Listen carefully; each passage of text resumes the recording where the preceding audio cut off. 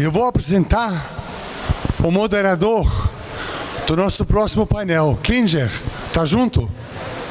Tá? Vamos lá. O nosso próximo moderador do painel Transição Energética é o Rodrigo Teixeira. Rodrigo é mestre em política científica e tecnologia, com 25 anos de experiência prática no desenvolvimento de estratégias e programas de inovação cooperativa. Especialista em gestão estratégica da inovação e políticas públicas de ciência e tecnologia, possui vasta experiência na implementação de ambientes inovadores e veículos de investimento para inovação. Atua como empreendedor, mentor e investidor de startups. Boas-vindas para o nosso Rodrigo.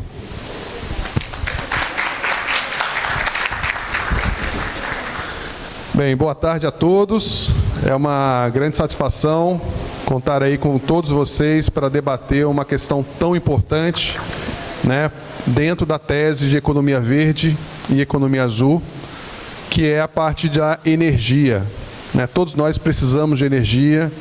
Nós verificamos também no painel, no excelente painel anterior, né, de descarbonização, o quanto que a energia ela é importante, né, para a indústria e, ao mesmo tempo, ela tem aí, de certa maneira, uma necessidade de buscar cada vez mais um processo de transição energética, de buscar energias renováveis, para que nós possamos aí avançar de uma maneira sustentável, economicamente, socialmente e ambientalmente. Ou seja, é uma pauta muito conectada às agendas da ODS, né, 2030, 2050, e totalmente relacionada com a pauta da cidade de inovação, a pauta do Espírito Santo, a pauta do Brasil e do planeta. Então, hoje nós percebemos cada vez mais que a energia, olhando para todos os temas que foram mencionados, ela é transversal. E para isso, nós trouxemos 3 especialistas para compartilhar com todos nós o seu conhecimento em relação às novidades em relação à energia, trazendo também aí uma experiência prática de mercado, trazendo uma visão de governo, uma visão da academia sobre essa perspectiva. Então eu vou chamar aqui os nossos especialistas e vou também apresentar aqui os seus currículos para que vocês possam conhecê-los melhor. Bem, o primeiro especialista que eu vou convidar, ele representa o setor produtivo. O nome dele é Daniel Bentes Ferreira. Daniel, ele é engenheiro eletricista, formado pela Universidade de São Paulo, com 6 anos de experiência em consultoria e private equity. Daniel atuou em dezenas de projetos de planejamento estratégico, fusões e aquisições, transição energética. Atualmente, o Daniel é o consultor sênior da consultoria Strategy e correto? Strategy e End. É um braço da consultoria estratégica do network da PwC. Eu acho que é uma consultoria extremamente relevante e que vai trazer muitos insights para o nosso painel. Daniel, seja bem-vindo.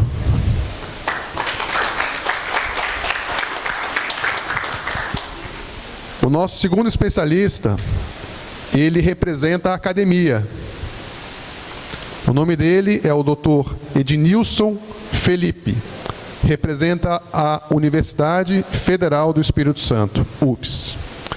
Ednilson Silva Felipe é doutor em Economia de Tecnologia pela Universidade Federal do Rio de Janeiro, pró-reitor de extensão da UFES e professor de mestrado profissional em Engenharia e Desenvolvimento Sustentável.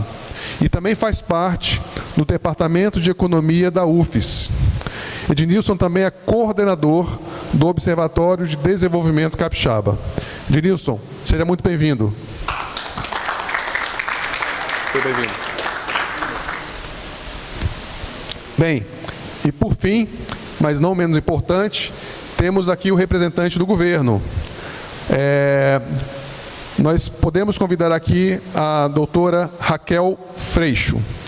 A Raquel, ela é subsecretária de Estado de Competitividade na Secretaria de Desenvolvimento do Governo do Estado do Espírito Santo.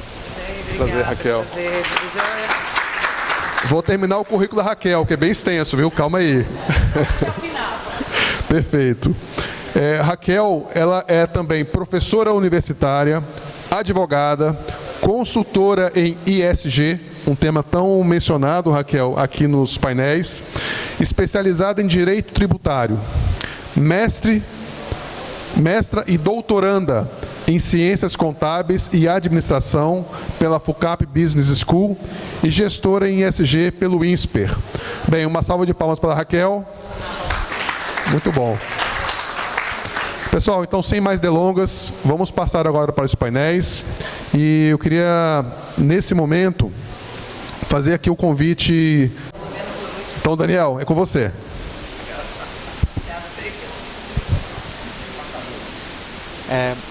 Pode passar, por favor. Obrigado. Boa tarde, pessoal, tudo bem? Primeiro, eu queria agradecer a oportunidade de estar aqui. Eu trabalhei alguns anos aí em Private Equity, trabalhei em consultoria estratégica, continuo trabalhando em consultoria estratégica. A maior parte dos meus clientes está em São Paulo, está no Rio de Janeiro. Eu vejo muito movimento em transição energética, em descarbonização, grandes investimentos acontecendo, isso muito no eixo São Paulo, Rio de Janeiro, onde está grande parte dessa demanda. Eu sou o único do meu time que está fora do eixo Rio-São Paulo. Mas eu sou capixaba, eu nasci aqui e, enfim, fui para fora para trabalhar, né? Me formei pela USP, continuei trabalhando em São Paulo, no Rio. Hoje, felizmente, com a inovação do home office, consigo estar aqui mais tempo.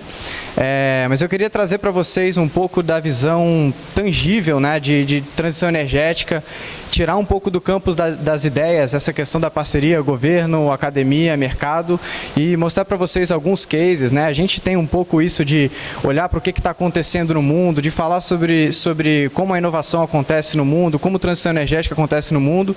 A gente está no Brasil, um dos países com a matriz energética mais limpa do mundo, a gente tem muita coisa bem feita no nosso país, e eu queria tentar trazer um pouco disso para vocês, tá? Bom, vamos lá. Bom, não dá para falar de transição energética sem falar do contexto, né? A necessidade de transição energética, ela surge a partir de um contexto de aumento de temperatura do planeta, né? A necessidade de conter o aquecimento global é o que gera todo esse contexto de descarbonização, que foi o painel anterior, de transição energética, que em última instância, um mecanismo para fazer descarbonização. Teve uma colega aqui, inclusive, que fez a provocação, né? Aonde que estão os outros entes? Aonde está a sociedade? Onde estão as organizações não governamentais? São essas pressões da sociedade, das entidades não governamentais, que geram no governo, que geram no mercado, os compromissos voluntários, as metas de descarbonização que fomentam a roda que gira esses movimentos de transição energética. Só que esse é um problema muito maior do que ele parece, né? Se a gente olha para o que tem de preços de mercados de carbono hoje, na China, Califórnia, Noruega, ainda nesses mercados que são mais desenvolvidos, os preços de carbono que podem passar dos $100 a tonelada ainda estão aquém do que é necessário para atingir a meta global de descarbonização e de aumento de temperatura de 2050, que é ficar abaixo de 1,5 graus.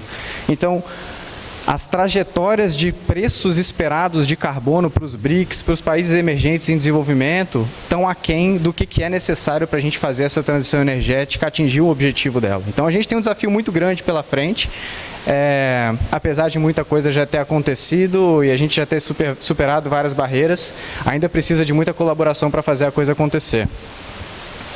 Felizmente, todas essas demandas geraram um movimento muito positivo na indústria, né? Esse gráfico mostra os créditos emitidos por ano nos mercados voluntários de carbono, e a gente vê um crescimento brutal, né? De 69% ao ano de 2018 até 2021.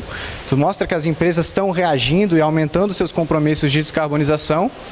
E de 2021 para 2023 a gente teve uma queda, e essa queda está relacionada com crises reputacionais atreladas a esses mercados, né, de créditos fantasma, de mercados com fraudes, etc. E isso mostra aqui um pouco da necessidade de ter a colaboração, mais uma vez, né, do governo participar fiscalizando esses mercados e da academia participar, gerando metodologias robustas o suficiente para que esses créditos tenham valor. Uma curiosidade interessante é que, apesar do volume dos créditos ter diminuído, o valor total de mercado aumentou nessa janela, porque os preços dos créditos de carbono subiram. Então, as empresas estão pagando mais por créditos de qualidade. Só que o preço desses créditos de carbono nos mercados voluntários, né, que estão aqui em vermelho, que a gente consegue olhar no gráfico da esquerda, estão entre 4 e 10 dólares a tonelada equivalente de carbono, enquanto nos mercados regulados isso pode chegar a 80, 90, passar de 100, que é o caso do mercado europeu, que é a bolsa de carbono mais envolvida que a gente tem no mundo, né? E esses mercados voluntários, que giram, né, em torno de 2 bilhões de dólares de valor, são muito menores do que o mercado regulado, que gira na casa dos 90. Então, o mercado sozinho não consegue gerar um incentivo de descarbonização necessário para fazer a transição energética atingir o seu objetivo. E é aí que entra a colaboração e a participação do governo para fazer com que isso aconteça. Felizmente, isso tem sido uma tendência global. Então, a gente vê que no mundo, grandes países, grandes mercados, ou já têm bolsas de carbono, ou algum tipo de taxação de carbono implementados, ou em algum tipo de discussão para implementação, e o Brasil não é exceção para isso.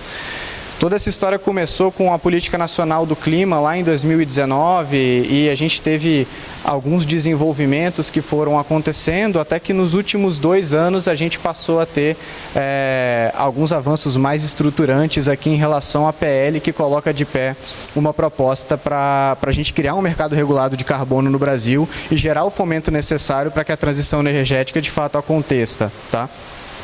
Apesar disso, a expectativa é que o início previsto para a implementação, para isso de fato estar rodando no Brasil, vai ser 5 anos após a aprovação da lei. Então a gente ainda tem uma expectativa de um delay aqui até que isso aconteça e de fato ocorra na prática. Mas o fato é que o contexto de governo que a gente tem já gera um pano de fundo atrativo o suficiente para que esse mercado se desenvolva. Só que isso é um desafio gigante, porque a descarbonização que a gente tem para fazer, né, na década de 2020, ela é mas a expectativa de aumento de intensidade energética, de aumento de demanda para 2030, vai fazer com que esse desafio aumente ainda mais, e para 2050 mais ainda. E aí o que a gente vai precisar fazer para chegar nessa meta de net zero em 2050, a gente tem que evitar consumo, a gente tem que aumentar a eficiência, tem que usar bioenergia, tem que aumentar a eletrificação. Tem uma série de movimentos necessários. Quando a gente fala de transição energética, o pessoal pensa em painel solar, pensa em energia elétrica, mas esse é só um pedaço de uma faceta muito maior, que é a transição energética mais ampla, tá? E isso já tem gerado alguns movimentos, né? Os investimentos globais em transição energética aumentaram 27% e já chegam a quase 1 trilhão de dólares. Só que a gente tem alguns contextos de mercado que podem mudar ainda mais a dinâmica do que a gente estava fazendo, né? Todo mundo aqui gosta do tema de inovação e deve usar a inteligência artificial no seu dia a dia. Quando a gente fala de inteligência artificial para diferentes tarefas, né? O consumo energético que isso demanda varia bastante, mas, por exemplo, para geração de imagens, para cada 1000 imagens que você gera lá no ChatGPT ou equivalentes, isso é equivalente a carregar um celular, do 0 a 100%. Hoje o consumo energético, né, elétrico do Brasil é 532 terawatt-hora, e o consumo global de data center está na casa dos 460. Em 2 anos, esse número é esperado para ir para 1050. Ou seja, é um Brasil inteiro a mais de energia só para atender a demanda de energia para inteligência artificial. Então, diante desse contexto de aumento acelerado de demanda, de aumento de temperatura, a gente vai ter que ter um movimento muito forte de transição energética e é um desafio muito grande para ser superado que exige inexoravelmente uma colaboração entre governo, mercado e academia. Sem isso, é absolutamente impossível que a gente atinja as metas de descarbonização que estão na mesa. Não é um desafio fácil. Felizmente, o Brasil está na vanguarda disso. E a gente tem, em diferentes maturidades, temas muito avançados. Tá? Se a gente olha para a geração renovável, né, elétrica, que é o caso mais tangível, do último ano, né, em 2023, a capacidade instalada que foi colocada no país foi 94% renovável, né, com a demanda muito puxada por geração distribuída solar, que tem grande participação da sociedade civil, inclusive. Né? Quando a gente fala de biocombustíveis, nos últimos 10 anos a gente cresceu 33% nossa produção de etanol, quase 1000% a produção de biogás e 133% a produção de biodiesel. Todo mundo anda na rua aqui, tem cada vez visto mais carros da BYD, Raval, carros híbridos, né, Toyota Cross e por aí vai. É nítido, né? A gente vê isso no dia a dia e essa frota de 2020 para 2024 cresceu quase 900%.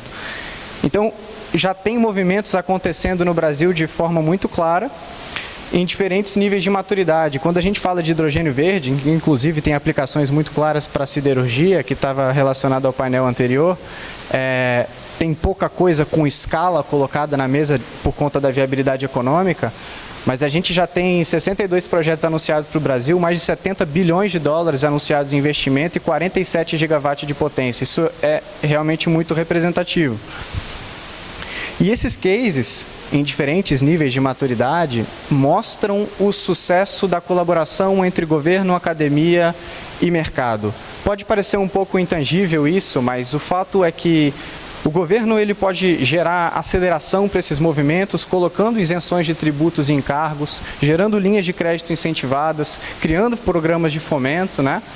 A academia gera pesquisa e desenvolvimento que traz a disrupção tecnológica, que viabiliza esses movimentos, forma os recursos humanos que vão movimentar esses projetos, publica conhecimento, gera oportunidades de debate que unem esses elos. E a partir disso o mercado responde, fazendo projetos piloto, investindo em startups, gerando novos negócios, escalando projetos que antes eram mundo das ideias e passando isso para o mundo real.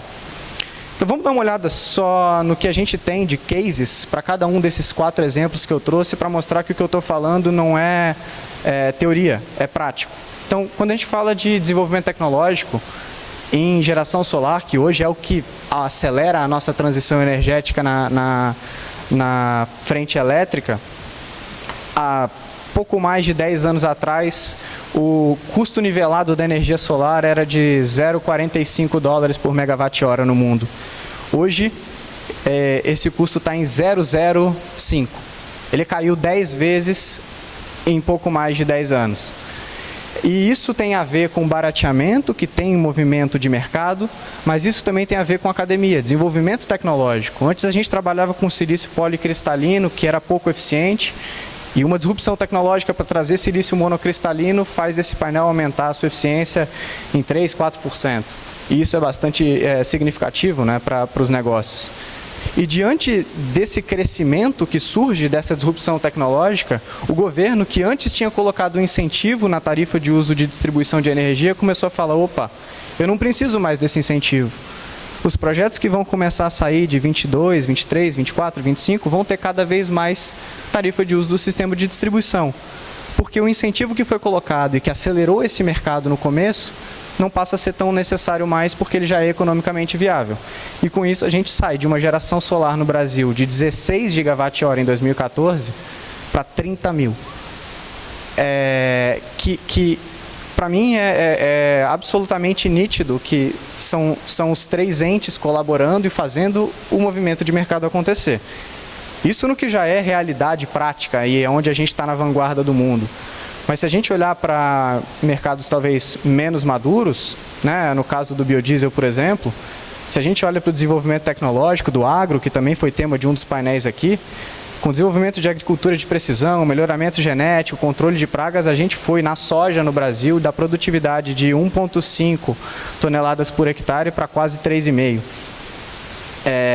E com o governo incentivando o biodiesel, né, com um mandato que saiu de 3% e foi para 14% esse ano, expectativa de 15% para o ano que vem, a produção de biodiesel crescendo 9% ao ano, que é muito maior do que a velocidade de crescimento do PIB do nosso país, como a gente sabe. Então, de novo, né, desenvolvimento tecnológico, a academia trabalhando, o governo colocando a perspectiva regulatória, o mercado responde e faz acontecer. Quando a gente olha para a eletrificação veicular, né, a gente tem tecnologia de mudança de uso de bateria, né? Hoje se usam baterias de íon lítio, mas baterias de estado sólido que estão em desenvolvimento podem aumentar a autonomia desses veículos em 3 vezes, a vida útil em 2 vezes, e isso tende a tornar esses veículos ainda mais competitivos. Diante desse cenário, o governo, que até então tinha uma política de 100% de isenção de imposto de importação, alguns estados ainda hoje, né, têm isenção de IPVA 100% para veículos elétricos, chegando a 4% de isenção, tem uma perspectiva de aumentar esses impostos, de novo, porque a perspectiva tecnológica traz uma velocidade de colocar isso no mercado e fala, tudo bem, então agora eu já tenho a velocidade necessária, eu posso tirar um pouco do incentivo. E aí, diante desse contexto, a gente tem todo aquele crescimento que eu vinha falando, né? No caso do hidrogênio, que é um pouco menos tangível, como eu comentei, o que tem hoje de hidrogênio verde no Brasil são pilotos, né? São projetos anunciados, mas ainda não tem tanta escala. Quando a gente olha para o desenvolvimento tecnológico, uma das tecnologias que permite a eletrólise, que produz o hidrogênio ser 50% mais eficiente, parte de uma pesquisa em colaboração de pesquisadores do Brasil e da China. Então, o nosso país está na vanguarda disso, e a gente teve com uma publicação muito recente, né, o Marco Legal do Hidrogênio, que cria a Política Nacional do Hidrogênio, cria o Programa de Desenvolvimento do Hidrogênio de Baixo Carbono e cria um regime de incentivos, né? A expectativa disso aqui é de gerar um crédito fiscal de contribuição sobre o lucro líquido de mais de 18 bilhões de reais em 5 anos e suspensão de PIS e PASEP para compra de matéria-prima para tornar o hidrogênio mais competitivo, que vai destravar a descarbonização para fertilizante, para siderurgia, para aplicações térmicas, enfim, tem uma série de aplicações interessantes para isso aqui. E, de novo, a gente vê que, num caso menos maduro, o desenvolvimento tecnológico é mais acelerado e o governo vem colocando uma política mais agressiva de incentivos, né? Então, e aí o mercado começa a anunciar projeto. Então, o fato é que em tudo que a gente tem, seja em maior ou menor maturidade, de sucesso no Brasil, isso surge da consequência da colaboração desses 3 pilares. E isso, para mim, fica muito claro quando a gente olha para esse exemplo. Só que, como eu falei, a transição energética é um desafio absolutamente gigante e mesmo nesses temas que a gente tem de níveis de maturidade diferentes, ainda tem muito desafio.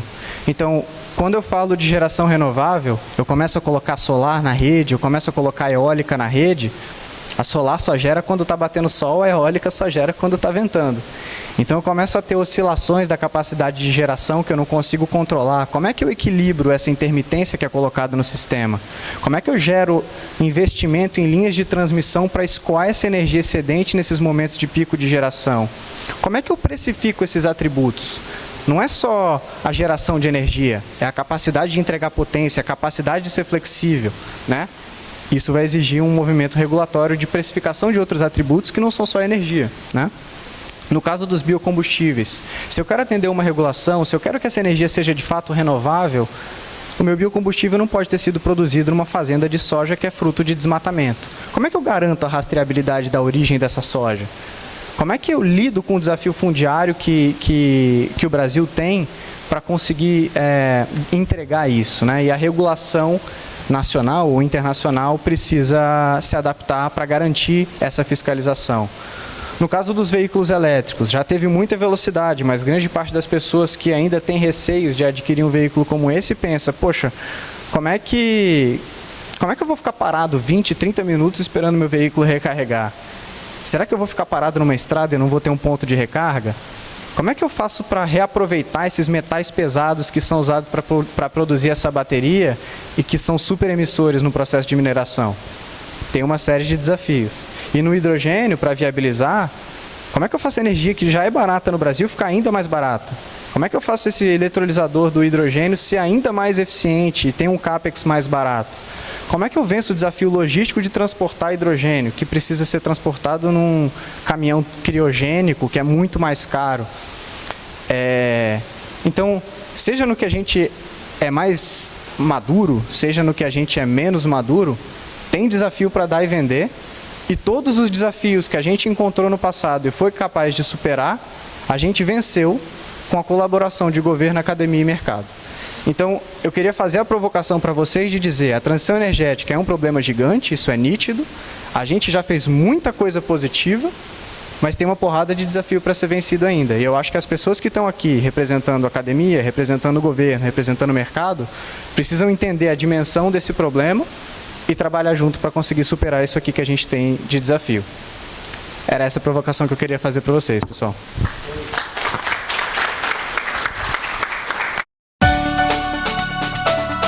Cidade da Inovação.